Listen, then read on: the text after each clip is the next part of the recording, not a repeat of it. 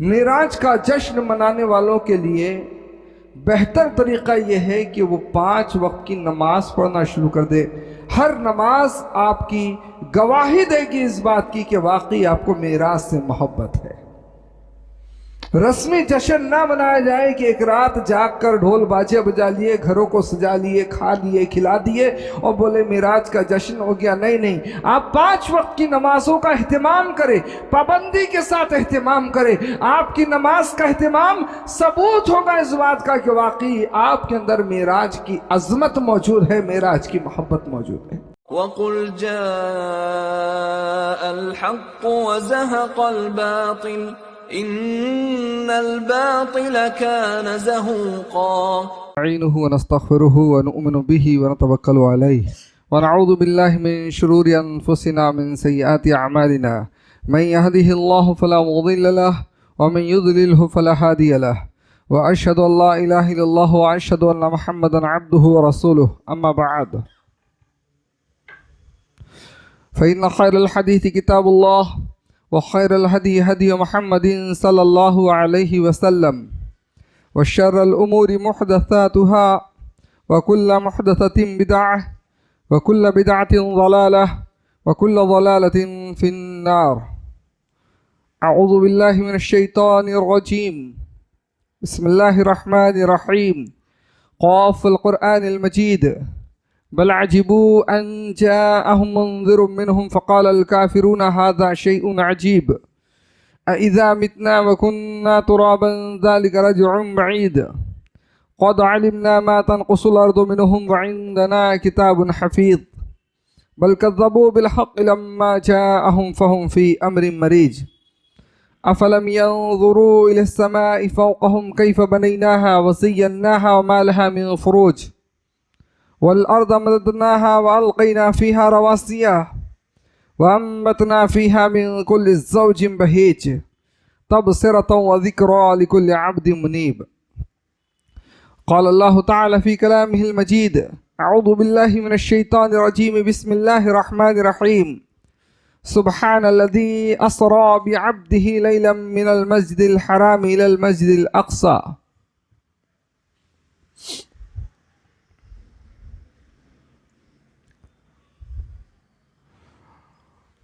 تمام تعریفیں اللہ وحدہ لا شریک کے لیے ہے۔ درود و سلام ہو اللہ تعالی کے تمام رسولوں پر، بالخصوص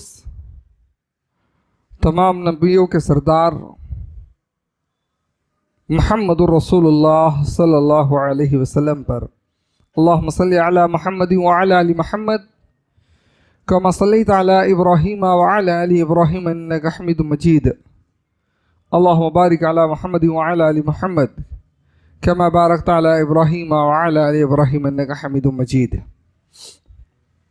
رب اشرح لي صدري ويسر لي أمري واحلل عقدة من لساني يفقهوا قولي، سبحانك لا علم لنا إلا ما علمتنا إنك أنت العليم الحكيم۔ محترم سامعین، قرآن کریم کی جو آیت کریمہ کا حصہ میں نے آپ کے سامنے تلاوت کیا ہے،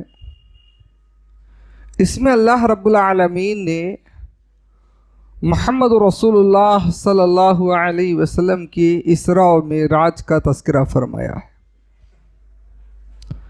اللہ کے نبی صلی اللہ علیہ وسلم کی حیات طیبہ کا بڑا عظیم ترین واقعہ معراج کا واقعہ ہے، جس واقعے کے ذریعے اللہ تعالیٰ نے نبی صلی اللہ علیہ وسلم کو بہت ساری نشانیاں دکھائیں۔ یہ ایک واقعہ نہیں بلکہ ایک واقعے کے اندر کئی ایک واقعات کو شامل کر دیا گیا ہے۔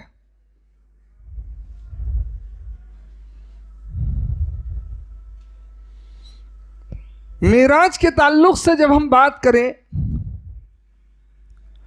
تو سب سے پہلی بات کہ معراج کس تاریخ کو ہوئی تھی؟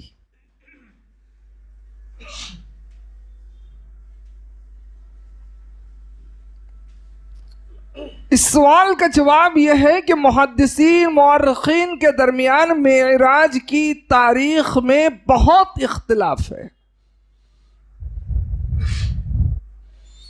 صرف تاریخ میں ہی نہیں، ان کے درمیان تو اس بات پر بھی اختلاف ہے کہ کس مہینے میں معراج کا واقعہ پیش آیا تھا.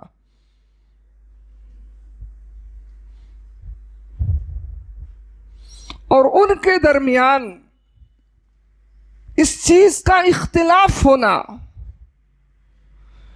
کہ معراج کس مہینے میں ہوئی، کس تاریخ کو ہوئی، اختلاف جو امت کے اندر ہے، یہ اختلاف اس بات کا ثبوت ہے کہ امت کے اولین طبقے نے معراج کی رات کا کوئی مخصوص اہتمام نہیں کیا.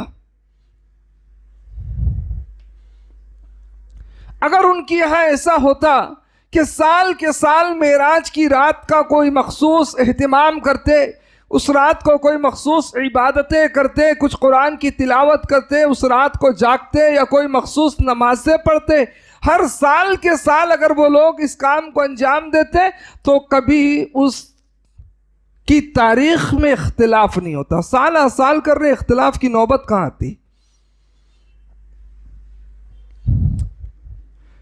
ہمارے یہاں کیونکہ رجب کے مہینوں کو لوگوں نے معراج کا مہینہ قرار دیا ہے. حالانکہ اختلاف اس معاملے میں، بولنے والوں نے رجب کا مہینہ بھی بولا ہے، ایسا نہیں کہ کسی نے اپنی طرف سے یہ بات نکال لی. موجودہ دور میں سلف نے جو اختلاف کیا تو بعض نے رجب کا مہینہ بھی قرار دیا ہے، لیکن یہ متعین چیز نہیں کہ اس کو ہم ڈن کر دیں کہ ہاں صرف یہی مہینہ ہے.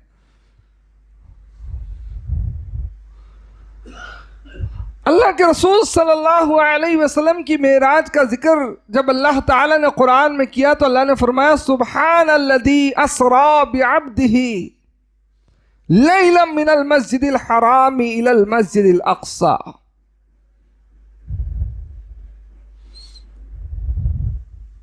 پاک ہے وہ ذات جس نے اپنے بندے کو مسجد حرام سے لے کر مسجد اقصی تک کا سفر کرایا رات میں. اس سفر کو اسرا کہا جاتا ہے. اور پھر مسجد اقصی سے لے کر جو آسمانوں تک کا سفر ہے اس سفر کو معراج کہا جاتا ہے. ایک چیز اور، اللہ کے رسول صلی اللہ علیہ وسلم کو جو معراج کرائی گئی تو یہ بیداری کی عالم میں، یعنی جاگتے ہوئے آپ کے ساتھ یہ واقعہ پیش آیا، یہ ہے کہ نیند میں خواب کی حالت میں آپ کو معراج کرا دی گئی.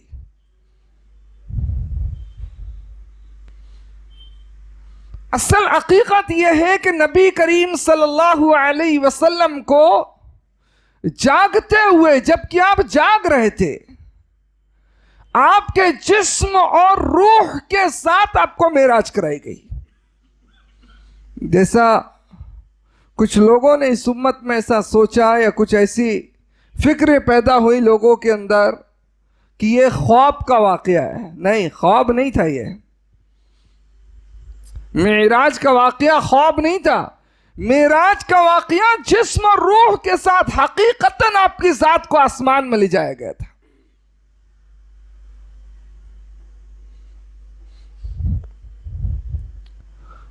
اگر فقط یہ خواب ہوتا اور خواب کو اللہ کے رسول صلی اللہ علیہ وسلم مکہ کے لوگوں کے سامنے رکھتے، مکہ کے لوگوں کو کوئی اعتراض نہیں ہوتا. کیا اعتراض خواب پہ؟ میں دیکھنے والے خواب دیکھ لیتے ہیں، خواب میں کوئی بھی بات دکھا دی جاتی ہے. ان کو اعتراض کیا؟ وہ کیوں اس پہ اعتراض کرتے ہیں؟ لیکن ان لوگوں کا اعتراض اس بات کا ثبوت ہے کہ محمد رسول اللہ صلی اللہ علیہ وسلم نے ان کے سامنے جو بات رکھی معراج کی، اس انداز سے رکھی کہ وہ بھی سن کر یہ سمجھ گئے کہ نبی بھی یہ بتانا چاہ رہے ہیں کہ میں جسم و جاں کے ساتھ، روح کے ساتھ آسمانوں کا سفر کر کے آیا رات کے کچھ حصے میں. اللہ تعالی نے جب یہ اسراء و معراج کا ذکر قرآن میں کیا تو اس کی شروعات کی لفظ سبحانہ سے، اور عام طور پر عربی زبان میں ایسا ہوتا ہے کہ کوئی تعجب خیز بات بتائی جانی رہتی ہے جو عام طور پر لوگوں کے تجربے، لوگوں کے مشاہدات سے باہر ہے، لوگوں کے وہم و گمان سے باہر ہے، تب بات کی شروعات سبحان لفظ سے کر لی جاتی ہے۔ اب دیکھیے اللہ رب العالمین نے تعجب کا اظہار کیا اللہ نے کہ اللہ رب العالمین نے محمد رسول اللہ صلی اللہ علیہ وسلم کو معراج کرائی اور لفظ عبد کا ذکر کیا، اسرا بعبدہ، اور یہ ہم جانتے ہوں گے کہ عبد کا تذکرہ جسم اور جان کے جسم اور روح کے مجموعے کے لیے کیا جاتا ہے۔ بے روح جسم کو عبد کا نام نہیں دیا جاتا، اور بغیر جسم کے روح کو بھی عبد کا نام نہیں دیا جاتا۔ یہ جسم اور روح کا جب مجموعہ ہوتا ہے تو اس کو عبد لفظ سے یاد کیا جاتا ہے۔ اللہ نے فرمایا اسرا بعبدہ، اللہ نے اپنے بندے کو، اپنے عبد کو معراج کرائی۔ محمد رسول اللہ صلی اللہ علیہ وسلم کی عبدیت بھی ثابت ہوتی ہے، اور ہم کو ماننا پڑے گا کہ اللہ کے رسول صلی اللہ علیہ وسلم اللہ کے بندے ہیں۔ یہ ہمارا حصہ ہے۔ قرآن میں بہت بڑی باتوں کے لیے آپ صلی اللہ علیہ وسلم کے ساتھ عبد کا لفظ استعمال کیا گیا۔ مثلا قرآن کریم اللہ کے رسول صلی اللہ علیہ وسلم کو دیا گیا، یہ آپ کے معجزات میں سے بہت بڑا معجزہ ہے، ہمارے ایمان کا حصہ ہے۔ لیکن اللہ قرآن میں کیا فرماتا ہے؟ جب قرآن کے دیے جانے کی بات ہوئی، اللہ تبارک و تعالیٰ قرآن میں فرماتا ہے وَإِن كُنتُمْ فِي رَيْبٍ مِّمَّا نَزَّلْنَا عَلَىٰ عَبْدِنَا، اگر تم کو شک ہے اس بات پر، اس کتاب پر جو ہم نے اپنے بندے پر نازل فرمائی ہے، نزل الفرقان علی عبدہ، اللہ نے فرقان کو نازل کیا اپنے بندے پر۔ وَأَنَّهُ لَمَّا قَامَ عبد اللہ، جب محمد الرسول اللہ رات کو جاگ کر نماز پڑھتے، بڑا عظیم ترین عمل تھا، اللہ نے آپ صلی اللہ علیہ وسلم کا نام نہیں، آپ کی عبدیت کا ذکر کیا۔ یہ ثبوت ہے اس بات کا کہ محمد صلی اللہ علیہ وسلم اللہ کے بندے ہیں، بندے سے اوپر اٹھا کر آپ کو نہ رکھا جائے۔ عبدیت اللہ کی یہاں بہت اونچا مقام ہے، بہت اونچا مقام ہے اللہ کے، اس لیے اللہ نے خاص جگہوں پر آپ کے لیے عبدیت کا ذکر کیا۔ اور کمال دیکھیں کہ ہم جب گواہی دیتے ہیں آپ صلی اللہ علیہ وسلم کے رسول ہونے کی، تو رسالت کی گواہی بعد میں ہے، عبد ہونے کی گواہی پہلے ہے۔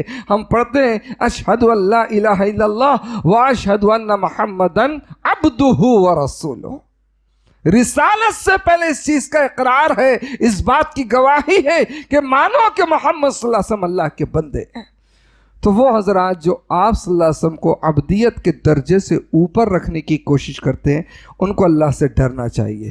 اللہ تعالیٰ نے جب سب سے اونچے اور سب سے بلند واقعات، بڑے واقعات کا ذکر کیا، تو آپ کی عبدیت کا حوالہ دیتے ہوئے ذکر کیا، یعنی آپ کا بڑا اونچا درجہ یہ ہے کہ آپ صلی اللہ علیہ وسلم اللہ کے بندے ہیں۔ معراج کے تعلق سے اللہ کے رسول صلی اللہ علیہ وسلم فرماتے ہیں کہ میں اپنے گھر میں تھا، بعض روایت میں ام ہانی کے گھر کا نام آیا ہے، کہ دو فرشتے میرے پاس آئے اور مجھ کو خانہ کعبہ پر لے گئے، اور حتیم، جو خانہ کعبہ کے کنار میں ہم نے دیکھا ہوگا ایک دیوار ہے، اس کو حتیم بولا جاتا ہے، وہاں آپ صلی اللہ علیہ وسلم کو لایا گیا، اور وہاں پر واقعہ شق صدر پیش آیا۔ واقعہ شق صدر مطلب آپ صلی اللہ علیہ وسلم کے سینے کو کاٹا گیا، اس کو چاک کیا گیا، اس کا آپریشن کیا گیا، اور آپ صلی اللہ علیہ وسلم خود فرماتے ہیں کہ واقعہ شق صدر پیش آیا، اور اس میں ان لوگوں نے میرا دل نکالا، اس کو ایک سونے کے تشت میں رکھا، زمزم کے پانی سے اس کو دھویا۔ بعض روایت کے اندر ہے کہ میرے پیٹ کو بھی انہوں نے زمزم کے پانی سے دھویا، اور اس کے بعد واپس اس کو اپنی جگہ پر، دل کو اس کی جگہ پر سیٹ کر دیا۔ آج بھی دنیا کے اندر آپریشن ہوتے ہیں، لیکن ابھی آپریشن اتنی ترقی نہیں کیے ہیں کہ ہارٹ جیسی سرجری انسان کو ہوش و حواس میں رکھ کے کر دے۔ عین ممکن ہے کہ اس جگہ تک میڈیکل پہنچ جائے کہ اللہ کے رسول صلی اللہ علیہ وسلم کا جو آپریشن ہو رہا ہے اس وقت آپ صلی اللہ علیہ وسلم خود اس کو اپنی آنکھوں سے دیکھ رہے ہیں اور بیان کر رہے ہیں۔ شق صدر کا واقعہ اللہ کے رسول صلی اللہ علیہ وسلم کے ساتھ 3 دفعہ پیش آیا تھا۔ 2 دفعہ تو مشہور ہے امت میں، ایک دفعہ جو ہے اس کو کچھ لوگوں نے بیان کیا ہے۔ سب سے پہلے جب اللہ کے رسول صلی اللہ علیہ وسلم چھوٹے تھے اور اپنے رضاعی بھائی، دودھ شریک بھائی حلیمہ سعدیہ رضی اللہ تعالی عنہ کے بچوں کے ساتھ آپ بکریوں کو چراگاہ میں لے کر گھوم رہے تھے، وہاں پر کچھ فرشتے آئے اور اللہ کے رسول صلی اللہ علیہ وسلم کا سینہ چاک کیا اور آپ کے دل سے ایک کالی سیاہ چیز کو نکال کر الگ کیا۔ یہ وہ حصہ ہے جو ہر کسی کے اندر شیطان کے لیے بنایا جاتا ہے۔ محمد رسول اللہ صلی اللہ علیہ وسلم سے بچپن میں ہی اس حصے کو نکال دیا گیا۔ اس لیے ہم دیکھیں گے اللہ کے رسول صلی اللہ علیہ وسلم نبی ہونے کے پہلے بھی کوئی شیطانی کام، کوئی برا کام، کوئی بری حرکت کو قطعاً برداشت نہیں کرتے تھے، حالانکہ بے شمار قسم کی برائیاں اس معاشرے کے اندر موجود تھے جس میں محمد صلی اللہ علیہ وسلم تھے، لیکن اس کے باوجود بھی آپ نے کوئی بھی برائی کو ایکسپٹ نہیں کیا، قبول نہیں کیا نبی ہونے سے پہلے۔ اس کی وجہ یہی تھی کہ اللہ رب العالمین نے وہ شیطانی حصے کو آپ سے نکال کر الگ کر دیا تھا۔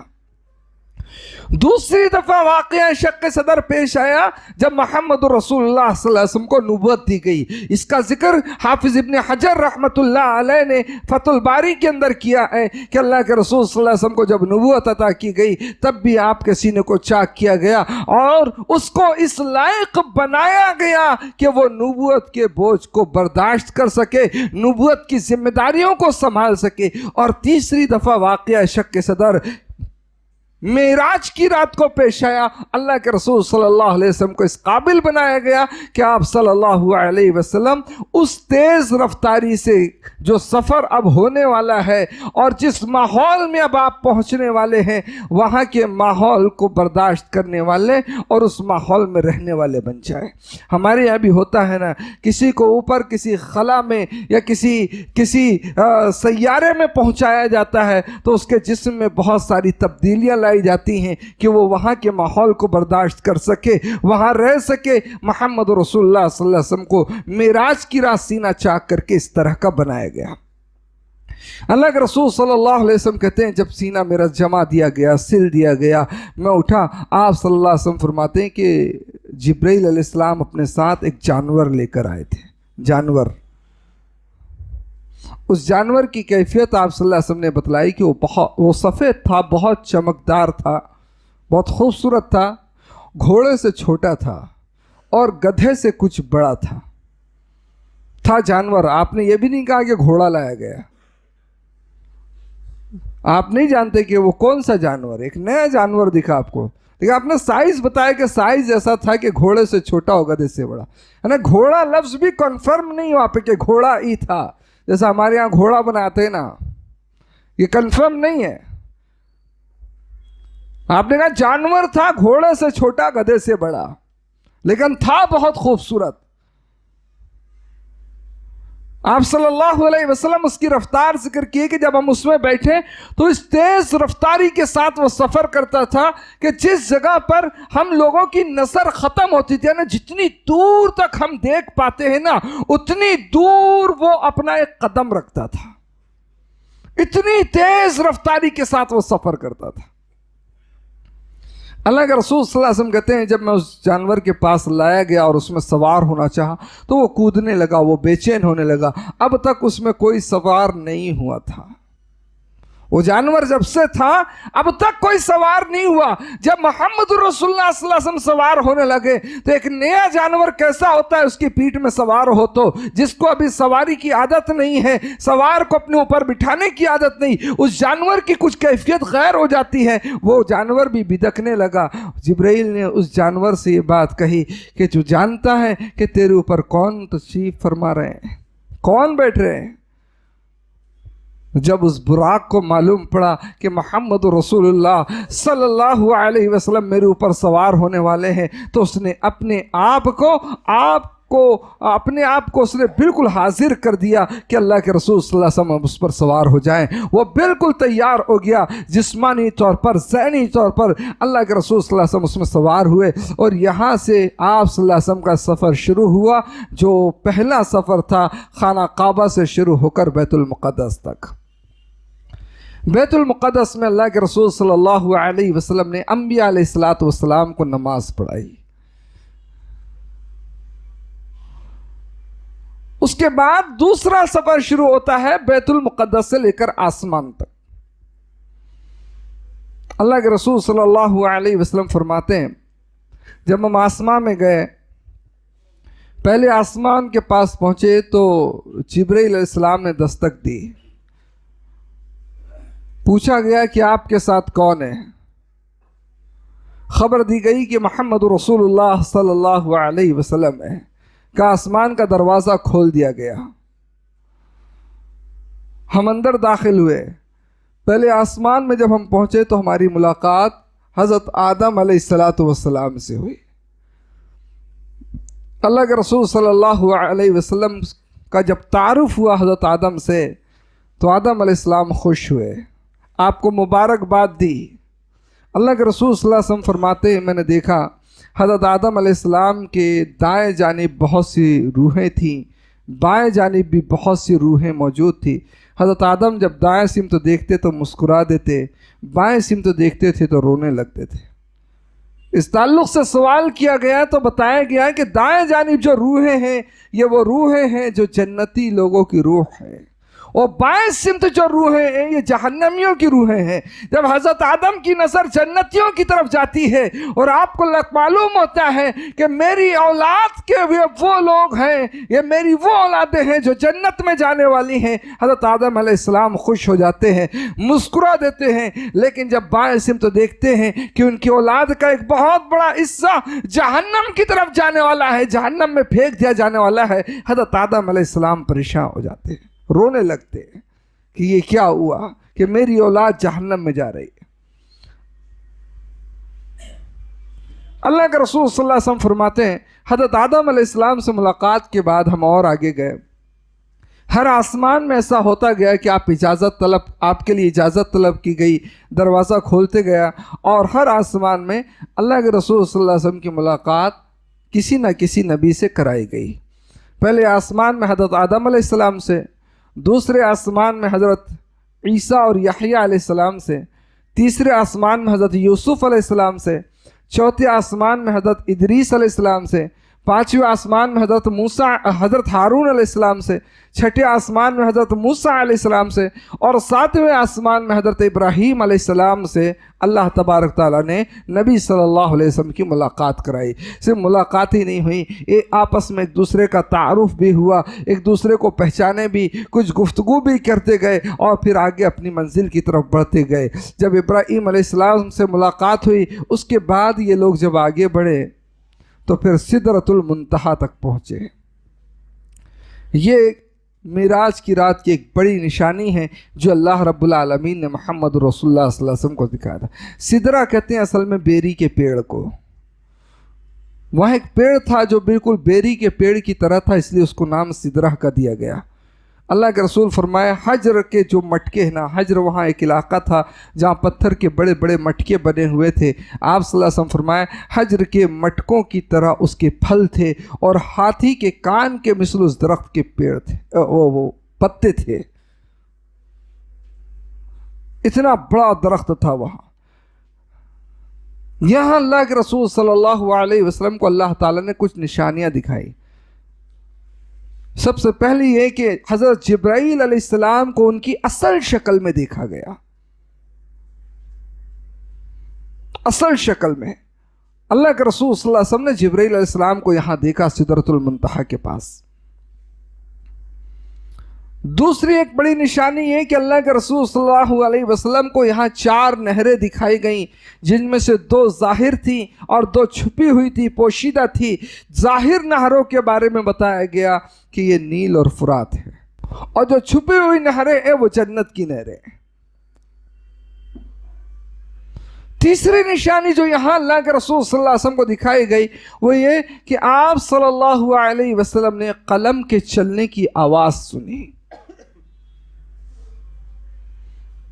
تب بتلایا گیا کہ یہ وہ قلم ہے جو اللہ رب العالمین کے حکموں کو لکھتی ہے، جو حکم اللہ تعالیٰ فرشتوں تک پہنچاتا ہے، فرشتے زمین میں لاتے ہیں، اللہ کے احکامات ہوتے ہیں، تقدیر کی باتیں ہوتی ہیں، جو بھی اللہ کے فیصلے ہوتے ہیں یہ قلم لکھتے جاتی ہے، اور اس لکھے ہوئے کو فرشتوں کے سپرد کیا جاتا ہے۔ فرشتے پھر اس لکھے ہوئے کو زمین کے اوپر لا کر نافذ کرتے ہیں۔ اللہ کے رسول صلی اللہ علیہ وسلم کو یہاں سے اور آگے لے جایا گیا، جہاں پر آپ صلی اللہ علیہ وسلم کو 5 وقت کی نماز عطا کی گئی۔ یہ ہے معراج کا اصل تحفہ، 5 وقت کی فرض نمازیں۔ معراج کا جشن منانے والوں کے لیے بہتر طریقہ یہ ہے کہ وہ 5 وقت کی نماز پڑھنا شروع کر دے۔ ہر نماز آپ کی گواہی دے گی اس بات کی کہ واقعی آپ کو معراج سے محبت ہے۔ رسمی جشن نہ منایا جائے کہ ایک رات جاگ کر ڈھول باجے بجا لیے، گھروں کو سجا لیے، کھا لیے، کھلا دیے اور بولے معراج کا جشن ہو گیا۔ نہیں، آپ 5 وقت کی نمازوں کا اہتمام کریں، پابندی کے ساتھ اہتمام کریں۔ آپ کی نماز کا اہتمام ثبوت ہوگا اس بات کا کہ واقعی آپ کے اندر معراج کی عظمت موجود ہے، معراج کی محبت موجود ہے۔ اور اللہ کے رسول صلی اللہ علیہ وسلم کی ایک حدیث ہے کہ معراج کی رات مجھے 3 چیزیں عطا کی گئی، 3 چیزیں اللہ رب العالمین نے دیا، جس کو معراج کے تحفے کہہ سکتے ہیں جو اللہ تعالیٰ نے محمد صلی اللہ علیہ وسلم کو دیا۔ نمبر 1، دن اور رات میں 5 وقت کی فرض نمازیں، یہ معراج کا ایک عظیم تحفہ ہے۔ نمبر 2، آپ صلی اللہ علیہ وسلم کو سورہ بقرہ کی آخر کی 2 آیتیں معراج کی رات عطا کی گئی۔ نمبر 3، آپ صلی اللہ علیہ وسلم کو معراج کی رات یہ بشارت دی گئی کہ آپ کی امت کا ہر وہ شخص جو شرک نہ کرے اللہ تبارک و تعالیٰ اس کے گناہوں کو معاف فرما دے گا۔ یہ 3 تحفے ہیں جو معراج کی رات محمد رسول اللہ صلی اللہ علیہ وسلم کو دیے گئے۔ 5 وقت کی نمازیں، سورہ بقرہ کی آخر کی 2 آیتیں، بڑی فضیلت والی آیتیں۔ اللہ کے رسول صلی اللہ علیہ وسلم نے فرمایا جو شخص صبح کو یہ پڑھ لے تو دن بھر یہ اس کے لیے کافی ہو جاتی ہیں، شام کو یہ پڑھ لے تو رات بھر یہ اس کے لیے کافی ہو جاتی ہے۔ کافی ہو جاتی ہے مطلب جن و شیاطین اور جادو اور اس طرح کی چیزوں سے اللہ تبارک تعالیٰ اس کی حفاظت کرتا ہے۔ آپ صلی اللہ علیہ وسلم نے فرمایا کہ جس جادو کے خلاف سب سے زیادہ پاورفل جو آیتیں ہیں وہ یہی سورہ بقرہ کی آخر کی 2 آیتیں ہیں۔ ایک دفعہ اللہ کے رسول صلی اللہ علیہ وسلم حضرت جبرائیل علیہ السلام کے ساتھ تشریف فرما تھے کہ اچانک میں ایک آواز آئی۔ حضرت جبرائیل نے کہا اے اللہ کے رسول صلی اللہ علیہ وسلم، یہ آواز آسمان کے ایک دروازے کی جو آج کھولا گیا کہ اس سے پہلے کبھی نہیں کھولا گیا تھا، اور اللہ کے رسول اس آسمان سے ایک فرشتہ آیا ہے جو اس سے پہلے کبھی نہیں آیا تھا، اور اللہ کے رسول صلی اللہ علیہ وسلم وہ آپ کے پاس ایسی چیز لے کر آیا ہے جو اس سے پہلے کسی نبی کو نہیں دی گئی تھی، اور وہ چیز سورہ بقرہ کی آخر کی 2 آیتیں ہیں اور سورہ فاتحہ ہے۔ یہ 2 چیزیں وہ فرشتہ لے کر آیا جو محمد رسول اللہ صلی اللہ علیہ وسلم سے پہلے کسی کو نہیں دی گئی۔ اللہ کے رسول صلی اللہ علیہ وسلم کہتے ہیں جب ہم وہاں سے لوٹے نا تو موسیٰ علیہ السلام سے پھر ملاقات ہوئی۔ حضرت موسیٰ علیہ السلام آپ صلی اللہ علیہ وسلم سے سوال کرتے ہیں کہ اللہ تعالیٰ نے آپ کو کیا عطا فرمایا ہے۔ حضرت موسیٰ کو تجربہ ہے نا کہ جب اللہ بلند مقام پر بلاتا ہے تو کچھ دیتا ہے۔ اللہ نے موسیٰ کو کوہ طور میں بلایا تو تورات عطا فرما دی تھی۔ جانتے تھے کہ بلند مقام میں اللہ تعالیٰ نے بلایا ہے۔ محمد صلی اللہ علیہ وسلم کو بھی اللہ نے کچھ نہ کچھ عطا کیا ہوگا۔ پوچھا تو کہا 50 وقت کی نمازیں اللہ تعالیٰ نے دی۔ کتنے وقت کی نمازیں دی؟ 50 وقت کی نمازیں۔ حضرت موسیٰ علیہ السلام کہے کہ اے نبی صلی اللہ علیہ وسلم، اے محمد آپ واپس جاؤ، اللہ سے گزارش کرو، سفارش کرو، آپ کی امت 50 وقت کی نماز نہیں پڑھ پائے گی، اس میں کچھ تخفیف کرے اللہ تعالیٰ، اس میں کچھ کمی کرے۔ اللہ کے رسول صلی اللہ علیہ وسلم گئے، اللہ سے گزارش کی، اللہ تعالیٰ نے کچھ کم کر دی۔ واپس آئے تو موسیٰ علیہ السلام نے پھر سنا، کہا اے محمد صلی اللہ علیہ وسلم واپس جائیے اور کم کرائیے۔ ایسا کئی دفعہ اللہ کے رسول صلی اللہ علیہ وسلم کو موسیٰ علیہ السلام لوٹاتے گئے، آپ صلی اللہ علیہ وسلم جاتے گئے، نمازیں کم ہوتی گئی یہاں تک کہ 5 وقت کی نمازیں باقی بچیں۔ تب بھی موسیٰ نے کہا کہ اے محمد صلی اللہ علیہ وسلم آپ واپس جائیے، آپ کی امت کے لیے یہ بھی بڑی بھاری ہو جائے گی، آپ واپس جائیے، اس میں بھی کچھ کمی کرائیے۔ اللہ کے رسول صلی اللہ علیہ وسلم فرماتے ہیں اب مجھے حیا آئی، شرم آئی کہ میں کیسے جاؤں اللہ کے پاس کہ 50 کو 5 کر دیا اور میں جا کے بولوں کہ اللہ تو اس کو بھی اور کم کر دے۔ کہا مجھے اب شرم آ گئی، میں اس کے بعد نہیں گیا۔ تب محمد صلی اللہ علیہ وسلم پر وہ 5 وقت کی نمازیں فرض کر دی گئی، لیکن اللہ کا انعام یہ رہا کہ اس 5 وقت کی نمازیں پڑھنے میں 50 وقت کی نمازوں کا ثواب اللہ تعالیٰ نے رکھ دیا ہے۔ یہ اللہ رب العالمین کی طرف سے بڑا انعام محمد صلی اللہ علیہ وسلم کو دیا گیا۔ اللہ کے رسول صلی اللہ علیہ وسلم جب واپس لوٹے تو واپسی میں بھی بیت المقدس میں محمد صلی اللہ علیہ وسلم نے انبیاء علیہ السلام کو امامت کرائی۔ اور جاتے وقت جب آسمان کی طرف جا رہے تھے نا تو نبیوں کی امامت کرانے کے بعد ایک اور واقعہ پیش آیا تھا۔ وہ واقعہ یہ تھا کہ آپ صلی اللہ علیہ وسلم کے سامنے دودھ اور شراب کا پیالہ رکھا گیا اور آپ کو کہا گیا کہ آپ جو چاہیں اس میں سے آپ نوش فرمائیے۔ یاد رکھیں یہ اس وقت کی بات ہے جب شراب حرام نہیں تھی، یعنی شراب کوئی بری چیز نہیں تھی اس وقت۔ اللہ نے نہیں اعلان کیا تھا کہ شراب حرام ہو گئی ہے یا شراب پینا کوئی گناہ کا کام ہے، نہیں، شراب حرام نہیں تھی، اس وقت تک شراب حلال تھی۔ آپ صلی اللہ علیہ وسلم کے سامنے 2 حلال چیزیں رکھی گئی۔ شراب لفظ سن کے ہم یہ نہ سوچے کہ ایک بری چیز رکھی گئی تھی، اس وقت تو وہ بری نہیں تھی نا، لیکن اس کے باوجود بھی اللہ کے رسول صلی اللہ علیہ وسلم نے دودھ کو چنا تو اللہ رب العالمین کی طرف سے بشارت ہوئی کہ آپ نے اپنی امت کو گناہوں سے بچایا ہے۔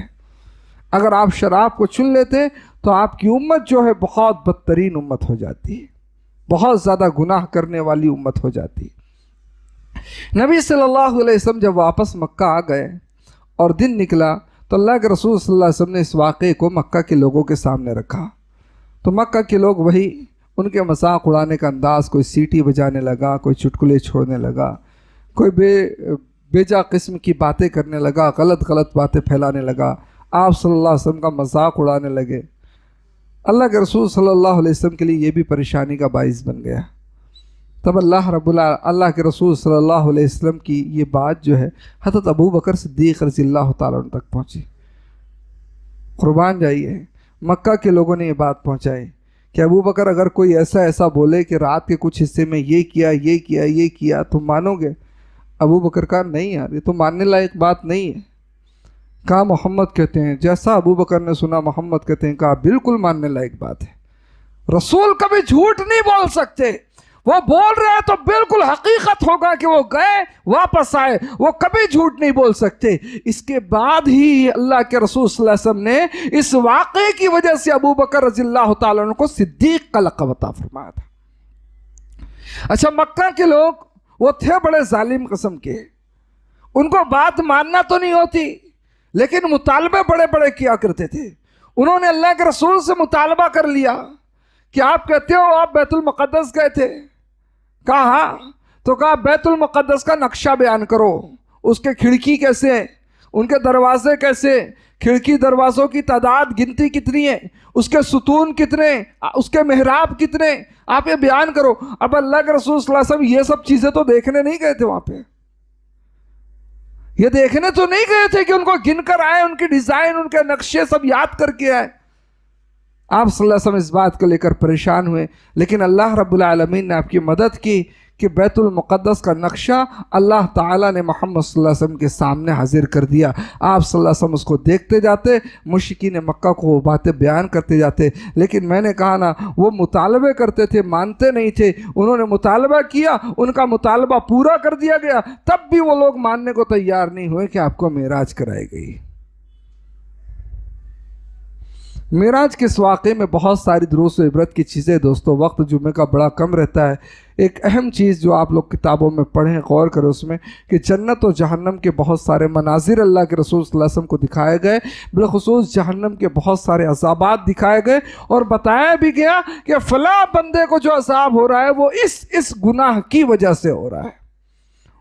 واقعی اس چیز کا ہمیں علم حاصل کرنا چاہیے اور اس طرح کے گناہوں سے اپنے آپ کو پورے طور پر بچا کے رکھنا چاہیے۔ دعا ہے اللہ تبارک و تعالی ہم سب کو نیک اعمال کی توفیق عطا فرمائے، اللہ تبارک و تعالی ہمارے اعمال اور ہمارے عقیدوں کی اصلاح فرمائے، اللہ تعالی ہمارے نیک اعمال کو قبولیت عطا فرمائے۔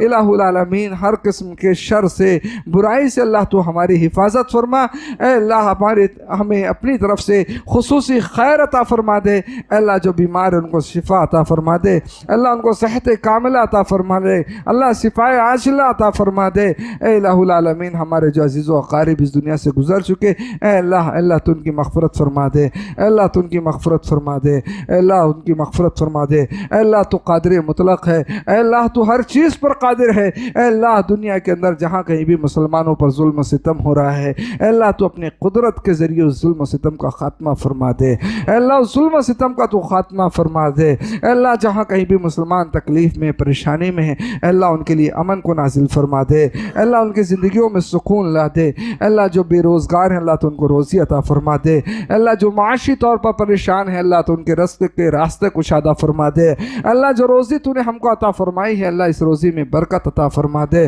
آمین۔ اقول قولی ھذا استغفر اللہ لی ولکم ولسائر المسلمین والحمد للہ رب العالمین۔